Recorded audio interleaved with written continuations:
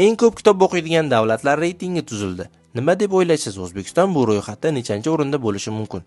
Videoni oxirigacha ko'ring, qaysi xalqlar kitob o'qishga eng ko'p vaqt sarflashini bilib olasiz va albatta sahifamizga obuna bo'ling.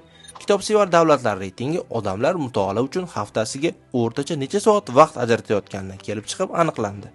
World Culture Score Index ma'lumotlariga ko'ra, 2024-yilda misrliklar kitob o'qish uchun haftasiga 7 soat 36 daqiqa vaqt ajratgan holda 5-o'rinda turishar ekan. Filippinliklar esa misrliklardan bor yo'g'i 6 daqiqa ko'proq vaqt ajratib 4-o'rinni band qilishgan. Chin yurt vakillari bo'lgan xitoyliklar esa 8 soat vaqt sarflashadi. Tailandliklar esa 9 soat 24 daqiqa bilan 2-o'rinda turishadi. Kitob o'qish uchun haftasiga naqd 10 soat 42 daqiqa vaqt ajratgan holda Hindiston bu ro'yxatda 1-o'rinni egallagan. Saudiya Arabistoni 6 soat 48 daqiqa bilan kuchli 10talikka kirgan bo'lsa, Janubiy Koreya esa kitob o'qish uchun haftasiga bor yo'g'i 3 soat 6 daqiqa vaqt ajratgan holda kuchli 30talikni tugatib bergan. Afsuski, O'zbekiston bu ro'yxatda kuchli 30talikka ham kira olmagan. Shu o'rinda savol tug'iladi. Nima uchun O'zbekiston bu reytingda kuchli 30talikda ham yo'q? Sababini izohda yozib qoldiring.